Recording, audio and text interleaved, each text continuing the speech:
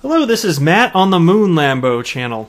How will real-world usage of XRP, actual adoption, real utility, how will that result in the price of XRP rising? That's going to be the core focus of this video. That's really pretty much it. So I'll just say before we get going any further, go ahead and delicately tap that like button. And if you're a fan of Ripple and XRP, go ahead and subscribe to the Moon Lambo channel, where you will find the answer to all of life's most difficult queries. So this comes from XRP community member Chance of a Lifetime. He is at XRP Chance. And by the way, actually, I just so you know, Chance, because you're probably watching this now, I did get your message. I haven't responded yet. I'm not ignoring you. I got to tell you, to be perfectly honest, and actually everyone, I would like everyone to know this that sends me messages or tags me, it is overwhelming, and I cannot promptly respond to anything like right away necessarily, and I cannot respond to everything because it would become a job and no longer a fun hobby if I were to do that. So I just don't think I'm being impolite. It's completely overwhelming. So I sincerely apologize, but this tweet here caught my attention.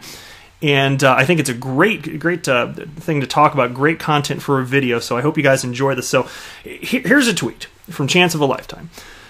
And I will, again, Chance of a Lifetime, I will write back to you. But anyway, if XRP is used as cross-border payments, meaning it's literally bought and sold in seconds, then how will that make the price rise? Is it that as there will be so many transactions like this that the price will rise, or is there a much long-winded explanation? And then he retweeted his own tweet there and wrote this. Is there a simple answer to the question below, or is there a video out there that could explain this genuine question from an XRP holder? And then he tagged me along with several other XRP YouTubers, including Sam from To The Lifeboats, Brad Kimes with Investment Perspectives, The Digital Asset Investor, and Kevin Cage. So here's what I'm going to do. I'm going to give you, I'm not going to pretend like this is going to be completely exhaustive what I'm going to say. I'm going to speak off the cuff, the stuff that I just know, like I can just rattle off this stuff. I know a lot of this pretty gosh darn well. I've been studying this for 2 years now, believe it or not, and on a daily basis, quite literally. And so I'm going to do that, and then I want to share with you another perspective from a rather esteemed member of the XRP community. Are you guys familiar with Galgatron? I'm sure many of you are. He wrote this blog called How XRapid Works and Doesn't on September 24th of 2018. And I've read it, I think twice since then, and once immediately after it came out, and then another time a little bit thereafter. I can't remember exactly. I actually don't recall if I ever even mentioned this in a video. But here's what I'm going to do. I don't think I did. I'm going to, after I share my initial thoughts, I'm going to run through this whole thing here, or most of it anyway, because it's very insightful. Galgatron just is a wealth of knowledge, and he writes in a spunky fashion that is fun. I like this guy a lot. I've learned a ton from him, especially in my early days when I started knowing essentially nothing. So again, your initial question: if XRP is used in cross-border payments, meaning it's literally bought and sold in seconds, then how will that make the price rise? Well, the truth of the matter is that utility does matter. So my entire investment thesis, as you may have heard me say before, or a ton of times, utility matters and will win the day. So it's not that it's not that because there is a need for certain corridors that the XRP price has to be at some sort of set level. That's actually kind of the backwards way. Some people think of it that way. It's actually the case that there has to be sufficient really a sufficient blend of price and liquidity in order for transactions to occur on RippleNet's OnDemand Liquidity, which utilizes XRP as a bridge currency. And so understand that if you look today, for example, consider this. And understand this, I should say this actually right off the bat. So humans are doing what humans do. They speculate on markets, not just cryptocurrencies, not just XRP, in other traditional legacy types of investments, legacy asset classes, if you will. Humans just do this. They're going to continue to do it. It's no different. This is not some new concept that it's being done. It's just a new asset class. That's it. Humans are speculating. And there's a frenzy around this because it's a newer technology. Perfectly fine, right?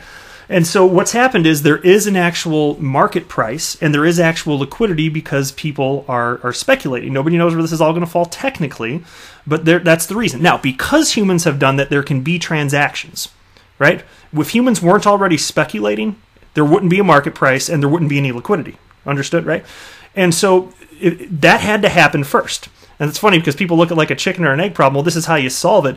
Bitcoin got going. XRP was then created because there was already the frenzy around the asset class thanks to Bitcoin, which I am appreciative of. People invested in other cryptocurrencies, including XRP. Now there's real price or real market value, and there's real liquidity.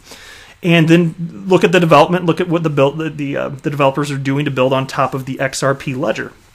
You know.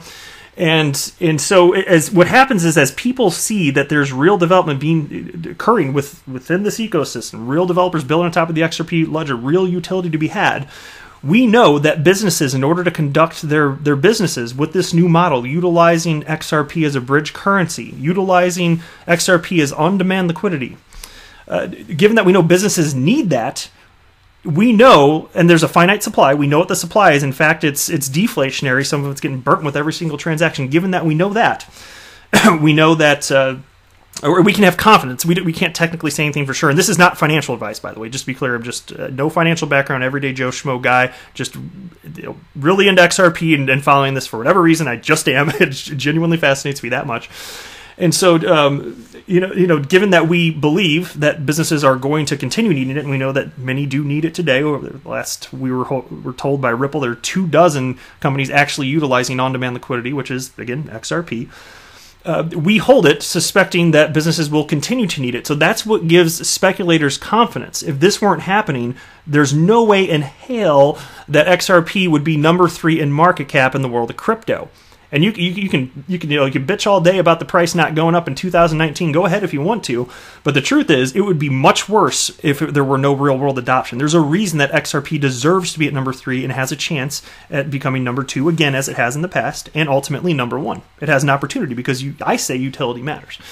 And so it's understand that the reason that transactions can occur utilizing on-demand liquidity is because the market has decided there's a price, and the price will continue to go up as more people enter the space. So it's not some sort of direct correlation in most cases, and I'm gonna parse my own words a bit. It's the reason that XRP price will rise over time is mostly a function of indirect activity. Indirect, all right.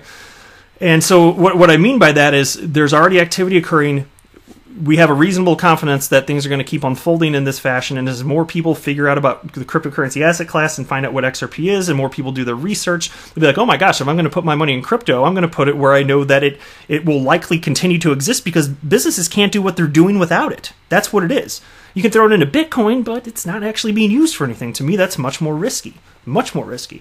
If you know businesses need it, to me, why not hang on to some? And then if you want to sell it to put it back into the ecosystem, then you can do that in the future. You can absolutely do that. And there are other developers building on top of the XRP ledger too, such as Coil. And this all unpacks supply and demand right there. Now, there's a whole other side to this also, where a lot of people will point out that as volume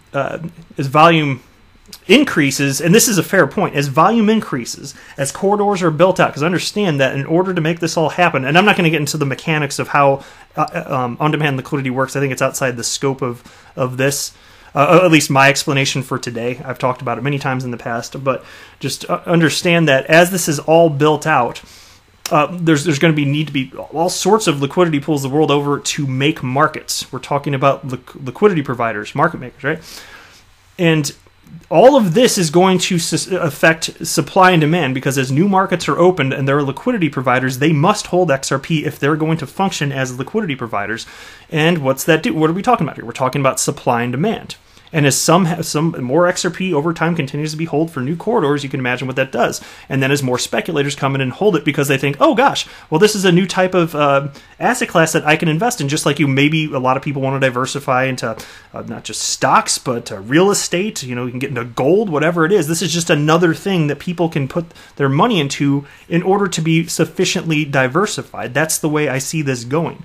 That's the reason that price will rise. It's because there is a finite supply, and that's really the way it works. So if you're thinking about it in terms of, the concern of, you're just selling, XRP is being, bought and moved to another exchange, and how could that really cause the price to rise? Well, that in and of itself doesn't. It's the confidence in the entire ecosystem. So it's not that it's being bought and sold. And it is, the mechanics can get kind of interesting. Not that I don't really want to get into it again, but there's, for instance, consider the U.S. corridor to Mexico. Most of that flow, it's not from Mexico to the U.S., it's from the U.S. to Mexico. And so there also has to be behind the scenes a rebalancing of what XRP is where, and that's just part of what liquidity providers have to do. And we're largely talking about, in most cases today at least, we're talking about cryptocurrency exchanges. Those are the pools of liquidity there. And then you can talk about also, okay, so then you've got on-demand liquidity functional, right? It's RippleNet technology. And it's completely automated. That's the coolest thing. So it doesn't speculate wildly like humans buying and selling. That's wild emotional speculation for the most part, right? That's not what on-demand liquidity does. That uses an efficient path-seeking algorithm. That's what on-demand liquidity does. And it will not speculate, and it will not choose wildly inefficient paths monetarily. It's not what it does. And so the transaction volume will matter, but it's the buying and selling, it's not going to behave the same as the humans that are doing it. It just won't. It absolutely will not. It'll still have an impact, though, and this is why I'm talking about, when you're talking about the price of XRP, it's always humans that decide it. Because even when you talk about on-demand liquidity, which is, again, it's an efficient path-seeking algorithm, well, okay, fine, it's a bot doing it, and you could say that that's a computer system deciding the price, but not really. It was programmed by humans within certain parameters, so it's still humans deciding the degree to which all these transactions are going to be impactful and take place in the first place. And so... I guess really the biggest thing to understand as it pertains to that, just the idea of direct versus indirect. Look, I've already made the case for indirectly the price of XRP going up. If you want to talk about direct effects, the closest you can get to that is when there are transactions on the XRP ledger. The XRP is not available for 3 to 5 seconds. Now, technically, if you're moving XRP from one exchange to another, depending on how quickly their system processes things, it could be unavailable for another time. And then if you want to make the case that whatever exchange it's transferred to, it's not immediately available, and that will affect price, I've heard that argument made. But then again, like I said, you have to adjust for the flows of XRP the world over, so you have to get into this thing where it's if the flows are going in one direction, mostly like from U.S. to Mexico, like I cited in that corridor, you still have to adjust, though. It still has to be sufficiently thrown back to the U.S., and that's why I'm saying, like, okay, you can make a case that directly it impacts it to one degree or another, but there's still going to be this balancing effect. And so what's really ultimately going to matter the most, in my opinion, the way I see it, and I'm welcome, look, I like diversity of thought. If you think that I'm wrong or you have a different opinion, any of you out there, I'm happy to hear it. I really like it, because to me, critical thinking is fun. But the way I look at it is what's mostly going to result in the price is people are going to see the activity, they're going to see the volume, they're going to see the real-world adoption. More people are going to want to diversify and put money into XRP. That's the way I look at it by and large. That's it. There's nothing about, you can't say, oh, a corridor needs this much, therefore X, because I've heard some of my fellow XRP YouTubers say this stuff, and I respectfully disagree with them. It's just, anyone that says XRP has a price floor all of a sudden, well, okay, then if you believe that, what's implementing that price floor? Why does it have to be that? Why can't the market just tank the price of XRP, given that it's humans that are buying or selling? And the answer is they can tank the price. If humans want to emotionally sell, they can. All right? So the concept of this price floor, just because corridors need this, no, people can panic sell. It's just not the case. There's nothing that guarantees that. There is no price floor. There's no entity implementing that. And if there were, that would require a lot of centralization of some kind anyway. I don't even know what that would look like. I haven't even bothered to think through it because it's so far out in the left field. I just don't think it makes sense. That's just my humble opinion. Again, no disrespect to anybody if you disagree with me. I'm just saying that's what I think about it. So that's probably a really good starting point. And as I'm realizing that I said I was going to cover some of this from Galgatron's, I don't know if I can really do it justice if I go into it. Now that I realize how long I just talked, and I did say a lot of stuff there. I said a lot of things. I'm wondering if maybe I should save this for another video, because I really do want to go through it. But I'm looking at this. I mean, I must have talked for probably almost 15 minutes, I'm guessing. And that's for me, that's a really good starting point. That's not all... it's not a completely exhaustive conversation all of this, but I think it's probably a really good starting point. And I'm starting to think, even though I said I was going to cover this, if I cover this, you've got another like 10 or 15 minutes, and I can't do it justice in that time. So I think I'm probably just going to have to stop the video there. But unless I'm forgetting anything, that's the bulk of what I wanted to say here. So I hope that helps. I hope that makes sense to everybody listening, and to you, chance of a lifetime. If you have any additional questions, and I know I haven't written back to you. I promise I will get to it. If you have any additional questions beyond this, feel free to send me a message. Even if I haven't gotten back to you yet, I will read it. And I would love to continue this conversation further. So if you have any additional thoughts or questions, I'd love to come back with another video in the days to come, and also run through Galgatron's blog here, because this is highly valuable here. And if you want to read it before I even cover this again on my channel, again, it's called, just go to galgatron.net, you can find it. It's called How XRapid Works and Doesn't. That's GALGITRON.net. I'm telling you, this guy, he is a wealth of knowledge, and he's a riot to follow. So I think you'll really enjoy it. But if you want to wait until, I fully intend to cover more of this. So if you want to hold off, that's perfectly fine too. If you follow my channel, you'll eventually come across it. But I guess that's it for now. I'll wrap up the video here. Thank you so much for watching, though. I very much appreciate the support. I am not a financial advisor. Do not buy or sell anything because of anything that I say or write. That would be a very, very, very bad idea. Until next time, to the moon, Lambo!